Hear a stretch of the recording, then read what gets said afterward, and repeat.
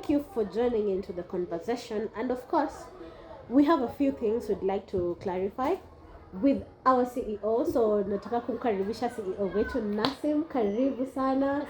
And as we continue with this topic on dating and relationships, you know, we have been touching on the red flags and the green flags. We have also touched on the attachment styles and the trauma bonds. But now we'd like to at least give more information about the trauma bonds so that our viewers can understand the effects of some of these trauma bonds. So karibu. Asante sana. So I was listening to the conversation, it was really going well. So there are a few things I feel like we need to highlight when it comes to relationships, when it comes to attachments.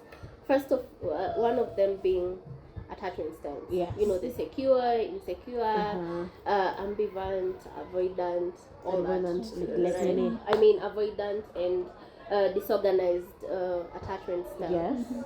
So these attachment styles, there are two main ones. Secure and insecure, right? Those are the main ones. Yes. But under insecure, there are three more to insecure. So this goes to say that you can never find someone that is fully secure. We all have some sort of anxiety that we have within us when it comes to relationships, when it comes to how we interact with people and everything. Yes, like 90% itakuwa secure, but there's a little that's bit 1%. Yes, that's a 1%, or that's 10%, yes. that comes with anxiety, and that is okay, right? Yeah, because when I hear people talk about ile jealousy kidogo inakuanga poa, like seeing someone is a bit anxious that naweza chukuliwa na mtu mwingine is a bit healthy in a relationship. So yeah. So it just there's just what I wanted to say, like you can never find someone that is 100% secure, because even when we're looking for partners, we always want that perfect person, and you can never. There's no perfect person. So there's no perfect. Exactly. Another thing that I also wanted to highlight or mention is when it comes to relationships, they're very subjective, dependent on us, right? So first things first, you'll realize if you're in a relationship or if you've ever been in a relationship, you'll realize most of the time we get into relationships for get through a relationship. Why? The vibe, you know, the chemistry, attraction, the vibe is vibing, so no. But then again, we don't ask ourselves what we really want out of this relationship. We don't kujitaka kwa mkutano tuibuliza natafuta nini kwa relationship. What do I want? Do I see a future with this person and everything? If I don't see a future, because again, you can just be in a relationship for the vibes of it, and there's nothing wrong with that. Hakuna mahali mnaenda. Hata kama hakuna mahali mnaenda, naweza decide I'm not into a serious relationship right now, or I'm not looking for a serious relationship right now. I just want to flow with the vibe, right? That is something I know, right? Yeah. So have I paid that into consideration? Have I thought of what type of relationship I want? Because there's nothing wrong with saying nataka tu flow na vibe and everything. And then also, this is where now expectations also come to play. What are some of the expectations that you have when you're getting into this relationship? Because trust you me, there's always some sort of expectation. Hata kama ni hizo vibes peke yake, kuna zile expectations zenye uko nazo ndani yako. You know, ile I want a man like this, I want a chick like this, I want this and that. So it's very important to know this first before getting into a relationship, so that you can communicate with the partner that you're getting into a relationship with, so that they can know, is this something that I can provide? Is this something that is within my means? Is this something that I can do? And then now when you're talking about that, now this is where we also talk about values, bare minimum, what is your non-negotiables, what are your non-negotiables and everything. These are things that we don't consider. Now let's talk about values. When you talk about values, at a time you can do like a small experiment. You know what perception is. Yes. Our perceptions are very different. We can be in a room like this, and if I tell you to mention 3 things that you can see, and you mention 3 things you can see, and I mention, you'll realize you might not mention the same thing. Exactly. Yet we are in the same room, looking at almost the same thing, but the things that will catch our mind or our eye will be very different from each other. So our perceptions are very different. The same thing goes with values. So when you talk about values right now, if I ask you what are your one non-negotiable value, what would you say? Personally, patience. You? Respect. I would also maybe say respect, but then again, if you go deep and say, what would respect to you look like? Respect to me is communication. I mean, if you respect me, you have to communicate. Respect to me also means What can I say? Okay, I know nimekupata too off guard. Yeah. But I realize Yes, but in the same room you can ask people. People might say the same values: patience, respect, honesty, dictionary defined like values. watakwambia But then zote. again, deep down, uta realize the more you ask, the more do these values mean to you personally. You know, kwako we mwenyewe, you realize now the meaning starts kidogo shifting. Yeah. Yes, the meaning is still almost the same, but now the way they're defining it is kidogo different. perspective. Yes, you hear someone will say, for me, someone loves me enough, they'll try and protect me from the bitter truth. You know, hata niambia kitu yenye haitaniuma, hata kitu nikasirika, they want to protect my feelings and everything, and that's respect to them, and it's granted. That's how they see respect as. Mwingine anasema, for me, if you respect me, you'll tell me the bitter truth. Hautanificha now to white lies and everything. That is also respect to them. I want everything on the table. Right? For me, mwingine utasikia, if it's patient, I want you to ukwe tu mpole na mimi and everything. You get? Mwingine atasema, if it's patience, then it has its own, you know, margins, in the sense that hakuna venye tunaweza kuwa patient imekurudilia the same thing over and over again, and you're still doing and I it. still want to be patient. So itafika point nitaona unanibeba ujinga, but mwingine atasema patient kwake ni ile you go with the pace. It doesn't matter how long it takes me or how to slow we're figure moving. you out, or how slow we're moving. You're just patient with me. You understand me, because you'll find people in a relationship. I don't like it when you do this and that. But because you're so used to doing this, and I mean, you've been doing this for almost 30 years of your life, 20 years of your life, it's hard to change abruptly. So it's gonna take a time. No one saying, maybe anaona nimerudia hii kitu thrice, four times. I can't do so it. that person, he was still patient with you, or she was still patient with you for a certain period of time. So you see, the meaning also changes. So before we even talk about expectations and everything, first of all, do you personally understand what these values mean to you personally? So that even when you're going to communicate, like you said, communication is a very key thing when it comes to relationship. So when you're going to communicate with this person, are you able to elaborate what exactly you want? Because most of the time we misunderstand people, miscommunication and everything. We assume things. So unaambia mse, me I want to respect. Labda side yake respect ni ile a bitter truth. When I said nyingine unataka baby girl treatment, you know. So kama umekwambia ukweli yake yote, and then you're like, oh my god, that really hurt me. I mean, why would you even say that and everything? But for him, he thinks he's giving you what you wanted. Ama she thinks she's giving you what you wanted. I don't know if that makes sense. So when it comes to relationships, the key thing is first of all self-awareness. Understand your values, because values are very important. Now once you've understood that this is what my values are, this is what they mean to me, now you move to the next stage. What are your non-negotiables? What are your negotiables? What are your bare minimums? Right? In the sense that I have like 10 values, but I can negotiate on X, Y, Z. Si lazima where we can compromise. I can meet my partner in katikati, right? Na kuna ile ingine unasema hii lazima yakwe nayo. This is a non-negotiable for me. So that even when you meet this person, you realize, okay, I'm not seeing X, Y, Z, and I don't think this is for me. So you don't end up wasting time for each other. I don't know if that makes sense. So it's very important to understand those things, where to draw the line. And this also comes, understanding of values also comes with knowing where to draw the boundaries and where not to draw the boundaries, right? So tumemalizana na values. Now we get to trauma, like you mentioned. I normally say trauma, most people assume trauma is physical. No. You know, trauma, most people feel like trauma lazima when you experience your trauma. You can witness someone else going through something that is traumatic, and that also traumatizes you. The same thing with trauma. So now also trauma has different categories. We have emotional trauma, we have physical trauma, we have psychological trauma, we have financial trauma, because apparently most people don't know there's financial trauma. It is. So all these things, they can happen. So now this is where we talk about ACEs, adverse childhood experiences, right? So these sasa hivi ndo umeongelea kuhusu venye ulilelewa and everything. So most of the time when you talk about this is now the whole psychoanalysis aspect of now therapy, whereby we are going back to the genesis of the issues.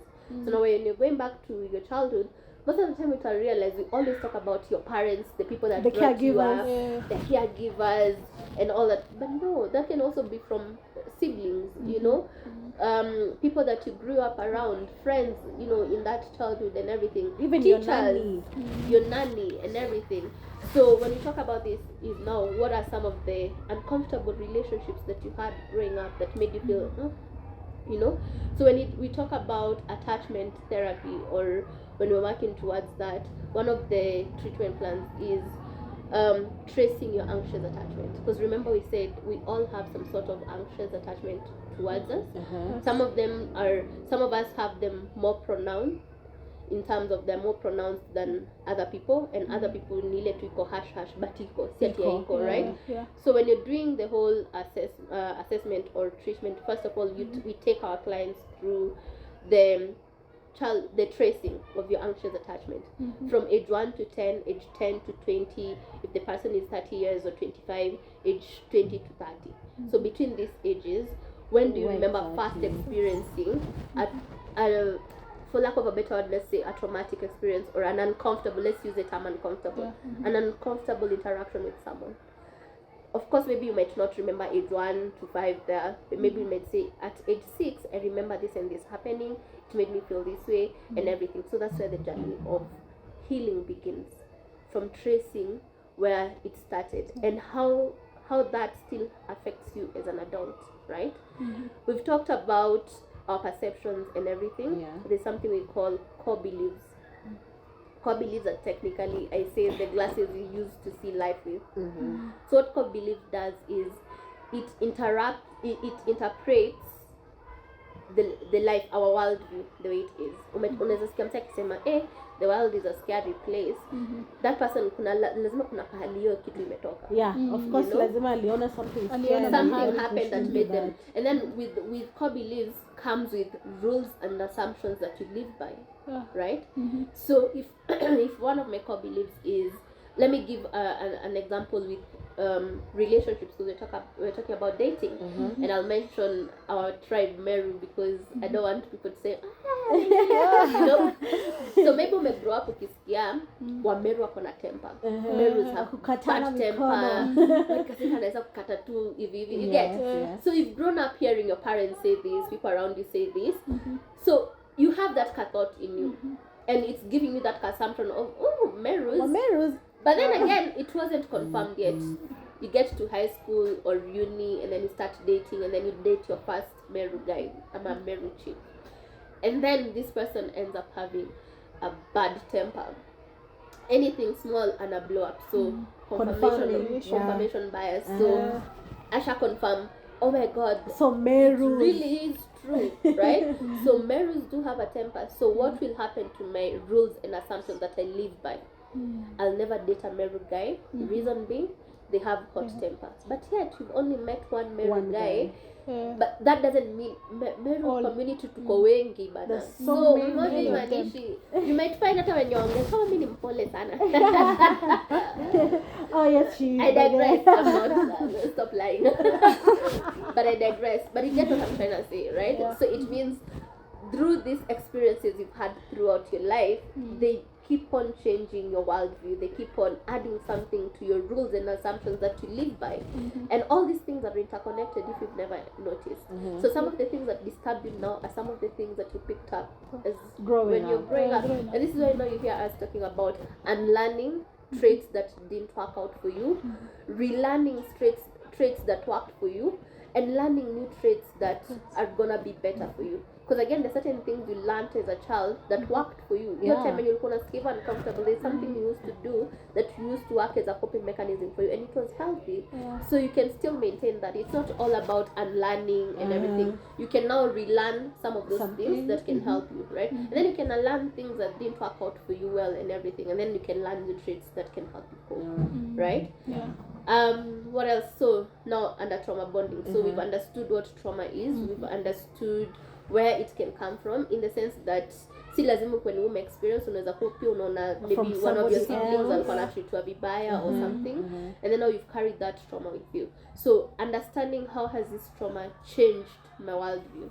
How do I see people? How do I see I interact with the world and everything? There's this word that keeps on being thrown around, daddy issues, mommy issues. Do you know in the DSM hakuna kitu kama mommy issues or daddy issues? But the symptoms the traits that people define as daddy issues are there and are as a result of trauma.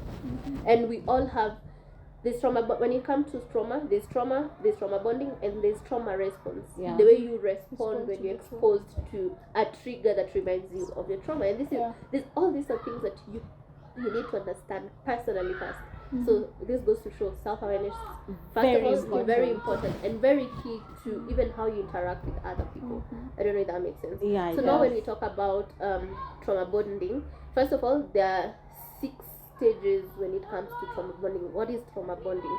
Trauma bonding is whereby the abused the the victim abusee or the victim forms an emotional bond to with the abused, yeah, right? perpetrator. So before this person forms an Perpetrator. emotional bond to the perpetrator, there has to be a series of things that are happening that it's because you see when there's always this thing and yasujuliza unagongwa na bado uko kwa hiyo relationship kwani ujipendi unakuaje how do you even still stick around that relationship yet you can see clearly you're being abused, right? But this person, it's not that they don't know they're in a toxic relationship. They don't know, but coming out of it is hard. Why? Because I feel like people need to understand when it comes to emotions. You might know that this is not for me, but you are into it. And I'll start by mentioning one of those traits. I won't mention them in categories. I'll mention a few. The main ones, but there are around 7 there. The first one that people need to understand is emotional addiction. This person is emotionally addicted to that situation, to that person. So hata ni kama kuambia msee mwenye ako na drug addiction, wewe mbona uachi pombe with the first try, like you get like umseme kwa kibattle hii addiction for a while afu unakuja unamwambia bana mbona uachani na pombe. tumia akili, You need to mbona understand, usiache hiki tu? yes, so you need to understand that addiction is also a disease. It's something, you know. So emotional addiction, this person is emotionally addicted to this relationship. So coming out of it becomes a little bit hard. So they do know I need to get out of this, but it's not as easy as it seems, and that's why it's normally told it's a process, it's a journey, It's a step by at a step. time, you know. Pole pole tu unajitoa out of it and everything. The other thing that is also under like is a stage or can tell if you're in emotionally traumatized bonding to your perpetrator is gaslighting. You know, your perpetrator makes you feel like you're going insane kabisa, you know. ile unajua vizuri sana mimi najua si mimi niko na hii makosa but venye nakuongelesha unaanza ama ni mimi, you blame yourself. you start thinking ama yeye ni mimi, I must be the problem in this. You feel like you're going insane, you feel like reality doesn't make sense and everything, right? Another thing that people you mentioned when I was there, you were talking about red flags, and I was really hoping you'd mention something called love bombing. Love bombing is a very, very, very, very huge red flag. Yes. We've just met and unanirushia tu Hey, kila kitu like it is coming. Everything is unanifunga macho na hii love yote. Get to know me. You get like love bombing. So it seems cute at first, but it's a very, very huge red flag.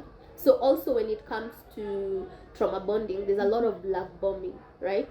Ile maybe amekupiga leo usiku ama amekuabuse leo usiku and everything, then the following day ameenda akanunua maua, akanunua chocolates, amenunua nini akuja kwambia babe ni shetani. I don't know what and everything. I think that is not me. I really love you and everything. Alafu unaenda na beshta unajua alinigonga you know, he came and said sorry, he even cried and everything. I feel he's going to change. I feel like, and that happens a lot. Most of the time, especially when it comes to attachment, you realize maybe growing up you never got that love, that genuine love. You don't even know how it looks like. So for you wouldn't know, one, what to do with love when someone loves you, right? Two, you wouldn't know how to identify love and something that is not love, and you wouldn't even know how to reciprocate it or to give it back, right? So this is where now again we normally say, do jita kamkutano. You know, ask yourself, because again there's always this thing that most people say. I'm sorry, I'm picking topics from different places. I'm actually liking it because you're making it's okay. You're making more clarification. Yes, like I'm jumping from this point to this point. So Yes. I don't want again to give you too much, to give people too much information. The other thing is when it comes to relationships, one thing utasikia mtu anasema he completes me, she completes me it shouldn't be that way. I mean, you should come as a whole, I come as a whole, we Yes. complement Each other. other. So if you say they complete me, meaning anakuja kwa 50 nakuja nikiwa 50, we make a whole, Yeah. it means the minute this person goes, they'll go with their 50%. 50%. And that's So it. what will happen to that other 50 empty that is 50% left? that is left Uh-huh. within me, right? Now this is where you start hearing people saying, Aki, I don't know who I am without my person. I can't survive without I don't know, them. you know, it feels like there's a hole, you've been left with a hole, and you don't know what to fill that Feel hole that with. hole, true. You know, so it means before you even get in, before you tell yourself ujiite mkutano jidanganye, you get into a relationship, first of all ask yourself what completes you for yourself alone. You know, again ask yourself what soothes your anxious attachment alone, without the other person coming to soothe them for you and everything. Wewe mwenyewe ni nini unaweza fanya wewe mwenyewe ujisudhie au ka anxious attachment kenye uko nako, kama ni jumping into because we have different types of cognitive distortions. Now these are things like jumping into conclusions, thinking of the worst case scenario. Kidogo, because I am dripping. Tuanzie wapi? Endelea tu. Atakat. Hiyo pata makawa Na hii imezima. Ewe. But I think ina record. ina record. It's okay. It's not Hii ina showing. keep sound. Oh, yeah. Haionyeshi. It's not. Inaendelea kurecord. Umeona? Hajaacha. Umeona inaendelea? Hayatangi. It's not showing, but Hata ikafunguliwa. You have the And I name. don't have the password. Okay. Ni sawa tu. What was I talking about? I've lost my train of thought. You were talking about independence, like when you Yes, guys. what is missing? Mhm. Yes, so when it can comes continue the now. hole that you can feel in the gap. so when it comes to relationships, before you lie to yourself that you want to get into a relationship, that you want to be in a committed relationship, first of all, jitaka mkutano jiulize, what makes you whole independently? You know, what is missing within you, and how can you fill that hole? Wewe mwenyewe. This thing of my partner will come and complete me, or that's why when someone leaves you, yes, it's sad and everything, but it becomes 100 times way more sad because there's this part of you that has left, and now you don't know what to do with yourself Without it. past that. You know, so ask yourself, what soothes my anxious attachment? Because remember, we said we all have some little bit of anxious attachment within us, if not more. You know, so for you, first of all, do you understand your anxious attachment? You know, and also what helps soothe that anxiety? You know, when it comes to our thinking patterns and everything, there's something we call cognitive distortions. Cognitive distortions are our negative thinking patterns. This is where jumping into conclusion comes in, thinking in white and black comes in, personalizing issues come in, and everything. So for you, do you know your cognitive distortions, and do you know how they affect your relationships and everything? And how can you soothe that? How can you deal with that? I'll give an example. Let's say, for me, if I call my partner and they don't pick my call, maybe they're busy and everything. If they don't pick my call, I will jump into conclusions and say, "We are gonna madam." After making 10 missed calls. Zinaweza kwa mbili. And then umempigia constantly ni kama alitoka kwa nyumba na lang yako ama na kidney yako umeshinda ukimtafuta, right?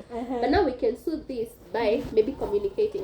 I'll also mention communication kidogo. By communicating with my partner and telling them, by the way, I don't like not even I don't like. Another thing, I like the way you said I don't like this and that. Because now this brings us to communication skills. When it comes to communication, there's something we call the I statements. You know what the I statement states? Yes. Yeah.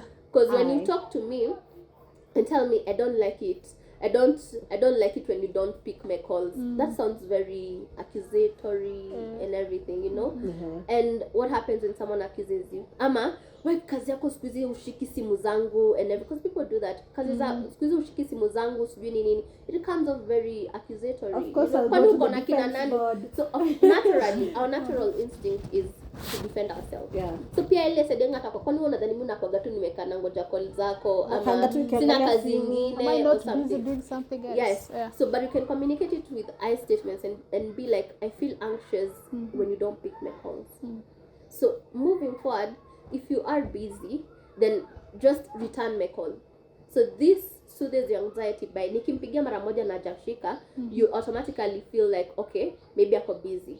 And on the other end, when they return your call, it gives you that assurity, yeah? You see, I'm a reply. So you'll never get nervous or anxious every time they call. Why? Because you communicated and the other person understood you and mnajua asiposhika ako busy. Atanipigia, hata he doesn't need to text me back or anything, he'll just call and it helps me. But other than that, what else can you do to reassure yourself? There are certain people, asiposhika hiyo simu utaandika novel. Yeah, have it over, have a good life, enjoy your life with her. I wish you well in the I like this conversation because it's one of them and I feel like all of you send those texts. Have a good life, enjoy your life with her or whatever, right? So now, block. yes, and then you block him for a day. So now for this one, you can, what I tell my clients that have this is, have a WhatsApp group for yourself. Wewe peke yako ndio kwa hiyo group. Anything you want to tell him, text it out yote.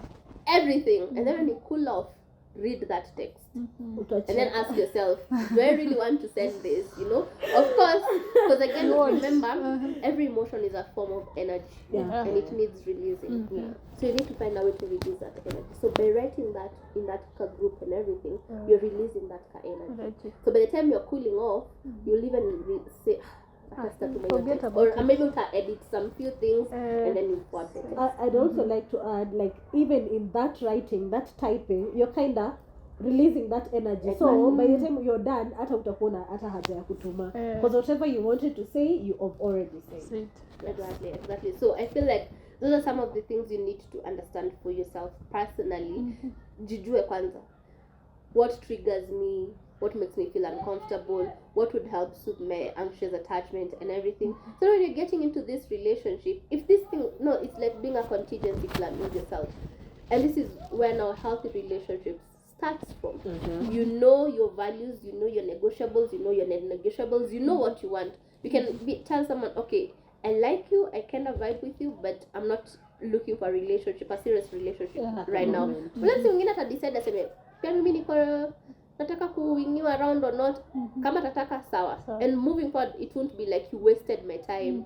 Another red flag that you should have mentioned is this thing that people say, let's go with the flow. Tuone kwenye kitu itatupeleka. That is also a very huge red flag. What is this flow? Tunaenda wapi? You know, like you need to know what you're getting yourself into. I don't know if that makes sense, right? It does. So we've mentioned what and what when it comes to relationships. There's a lot we have mentioned, so you have to be specific. So the last thing that I would really like to mention when it comes to relationships, and I feel like people wanaipuziliaga sana ni your safety and security needs when it comes to relationships. What would make you feel safe in a relationship? What would make you feel secure? Those are two terms that seem the same but are very different. Safety has to do with safety yako. Oja nikitoka hapa nje mtu aseme physical. My guy may come and protect me kidogo ama afanye kitu. Or I feel safe in this relationship in the sense that I know my man ama my girlfriend will never raise their hand to hit me.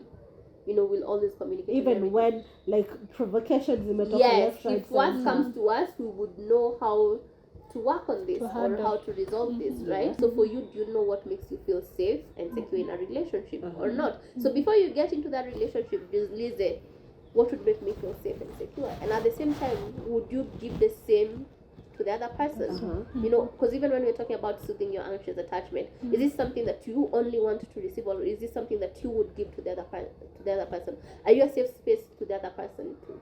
Right? And then lastly is always understand that you can never give from an empty vessel. For me, I'm very cautious. This is something I learned at a Sikitambo, I think last year or the year before. I never interact with people that don't love themselves. In the sense that if you don't love your own self, then that means you can put me in situationships, in places that will also harm me or, you know, because when you're ujijali, so what makes me feel like utanijali? Okay? So always go with with that thought of you can never give from an empty vessel. So if it's love that you need, first of all, do you love yourself? Because people mimic what you give out there. Yeah. If you respect yourself, then people out there People will will also respect respect you. you. But if you don't, then pia watu watakubeba tu. It's reciprocated. Yes. Yeah. So it's very important to always, first of all, figure out what you need. If it's love I need, how can I give myself that love? You know, if it's respect, if it's this and that, how have it from you first before you can even give it to other people and expect to receive it from other people. Yeah, I don't know if there's any other question. Oh, well, you've heard it from the one and only Nassim. But just to touch on one more thing, and we do to do with this dating and relationships with this the modern dating landscape, with the way everyone has been online.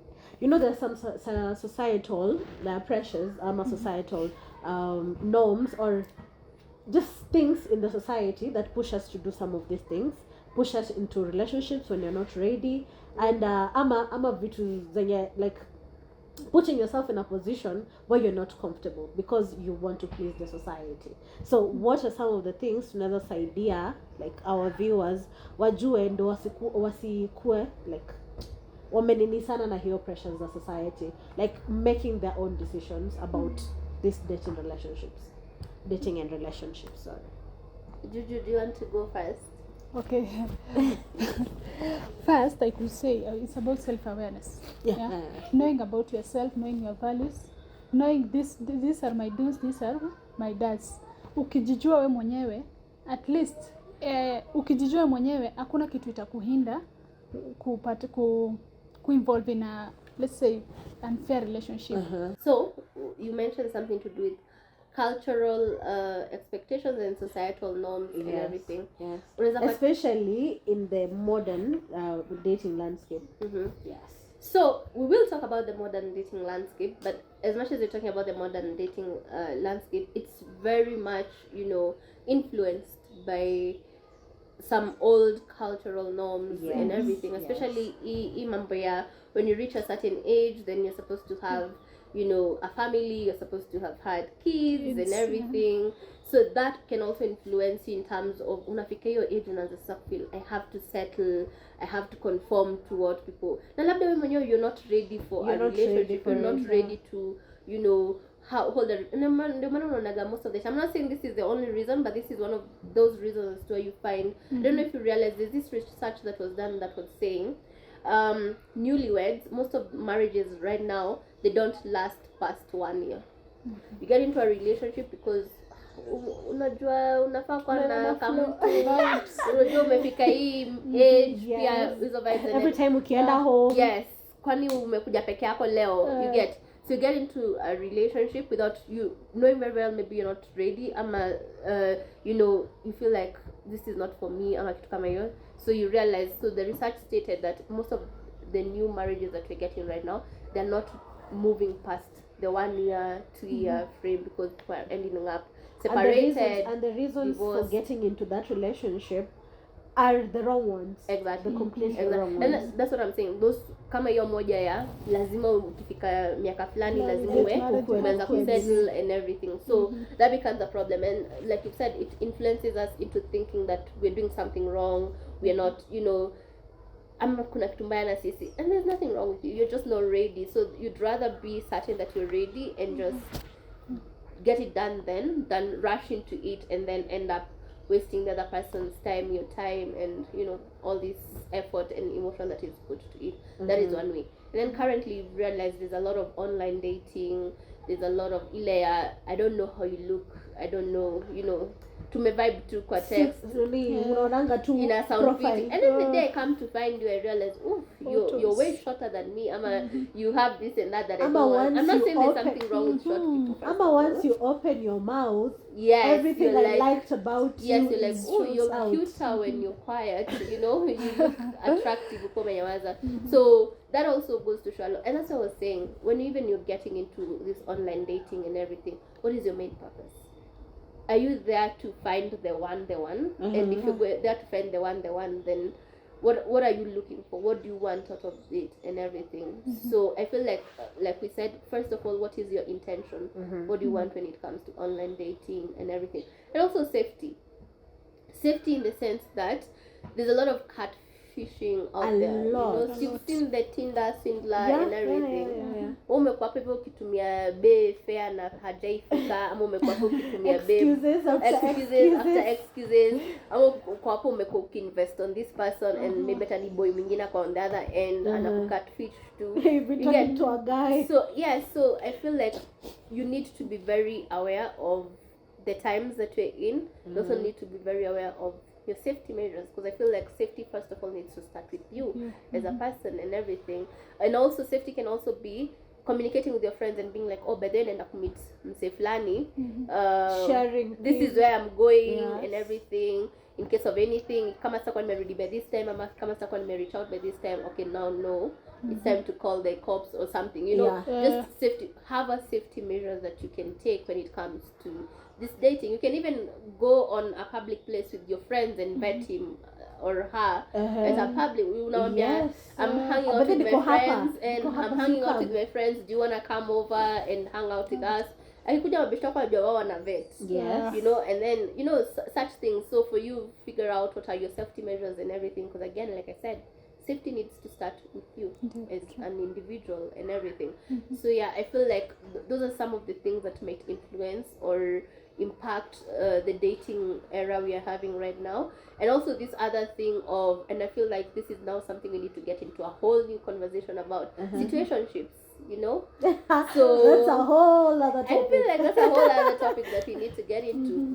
But now also with now the situationship culture and everything, so unapata msee amekuja amekulove bomb tumesema, unadhani nimepata the one, maybe they're your everything. You're like, oh my god, this is my heaven sent. I've been praying for this. What I've been waiting for. This is what I've been praying for all along, and finally nimempata. Na labda ako kwingine na mwingine ama wengine like yata akili yake iko kwa kusettle. So this is why I'm also saying, what are your expectations? I normally say this, and if there's something that in my parting short, I normally say, I wanted to say, expectations are the mother of disappointment. Especially unspoken expectations, because if I don't meet your expectations, then uta catch feelings. Na labda hizi expectations ulikuwa nazo mimi sikuwa najua, na mimi si Mungu manzi nijue msali nafikiria hivi. So you get, so always communicate your expectations. Someone, they'd rather say no after you've communicated. So this way you know this is a no for them. So and I don't no expect, gives you closure. it gives you clarity also of where you're navigating and everything. So moving forward in all this, everything that we've spoken about and everything, always communicate your needs and wants. And you can only communicate your needs and wants if you know what your needs and wants are. So before you get into a relationship or lie to yourself that you want to get into a serious relationship, jiteka mkutano. You've seen that council of Sheldons where Sheldon calls a meeting na a few Sheldons. Yes. No, call yourself with that council of you, with those, the insecure, the this, the that, the all those two parts of you, and ask them, you guys, are you ready? Are you sure? Ama tunataka nini kwa hii kitu? So then when you're getting into it, you know exactly and want. because you'll find most people conform a lot to what people expect from them, just to feel loved or to feel wanted and everything. Yes, and also I feel we are in 2024 right now. Embrace therapy. Therapy will help you know what are some of the traumas that you didn't know you, because we move around with traumas that we didn't know we had. Yes. Because it happened years way ago. long, like a So therapy helps you align certain things. Maybe umekuwa ukifanyia kitu over and over again and but it's not working. There's something no kashida pahali. So therapy helps you know this. Okay, no, this is where the problem is. Maybe this is what I need to do different. This is what I need to improve on and whatnot. So if you can, I would say embrace also therapy, just to help you answer certain things.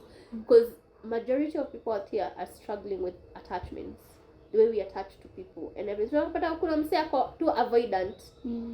Yeye hapigagi simu, check up on you. hataki Na kupigiwa. unadate mtu for a whole week haja kupigia. Uko like mimi niko kwa hii relationship peke yangu. Hata sijui. Nimeachwa na sijui. And that's just how they attach, you know. But if I know that's the type of person I'm getting into a relationship with, then I know it's up to me to check up on him. Yes. Because if I don't, manze. Therefore, one thing I was told by my grandma is these people are clueless. Honestly, if there's one thing men are clueless about relationships, they just wing it. They just wing it. So if you don't speak out your expectations And what you need. then there is no way they can know this. There is no way anaweza soma akili. Agreed. Yes. Agreed. So yes, so that's just my take. Yeah. So I feel like the take home from this conversation is relationship starts with you. The type of relationship you have with yourself is more or less likely the type of relationship you'll have with your partner or the other person. So if you're not kind to yourself, if you don't love yourself and everything, then that will also be reflected in the relationship in the long run. Yeah. So before you get into it, first of all, ask yourself, Jita you may attend, ask yourself those serious questions, those hard questions, Those hard and questions. everything. You don't even need to start going to, was I traumatized as a kid and everything. Just start from where you are. Because what happens with this is, when this keep on happening, we don't live in the moment. And that's a problem. You know, when you're not living in the moment. Labda mseme kuonesha mapenzi ya 30 na ya 40, but you're not seeing it. Why? Because you're not living in the moment. Uko to what You're if thinking about the akitoka past. hapa, my past did this, my ex did that. So at times we even end up bleeding on people that never hurt us. We bleed on so Yeah. and also if you're from a relationship that you are hurt, before you ingia kwa relationship pengine uharibu kijana wenyewe, please heal kwanza. Figure out what didn't work out in that relationship, what you need to learn from that relationship. Because for me, everything that doesn't work out, I take it as a lesson. And the hard truth is, maybe you could Well, be the no, problem. kwanza me I realize I have a lot of problems. Yeah, that's the hard truth. It could be you, but you're imposing so much on Exactly. Someone. Exactly. So, Oh, some very strong words from there. So as let's have our parting shot. Maybe Johari will tell us something before we bid our goodbyes. Okay, about the thing that we are talking about dating, our CEO has already clarified everything. We thank our CEO for the clarification. At least the last word that I picked from our CEO, seek therapy. If you seek therapy, you will be able to know those things that hinder you from entering into a relationship, or your past traumas that you have experienced. Yeah, that's all I can say about today's. So that's from our panelists, and what I can say is a repeat of whatever they have said. And number one, love yourself first. Before you expect love from somebody else, it has to come from within. And seek therapy. Yes, you may not know what is going on right now. You may not know you have an issue right now, but maybe if you go to therapy and have that discussion with someone else, a professional for that matter, it may help you. So that was all we had for today. And of course, this is the Dose Show, where we serve you with dopamine, oxytocin, serotonin, and endorphins.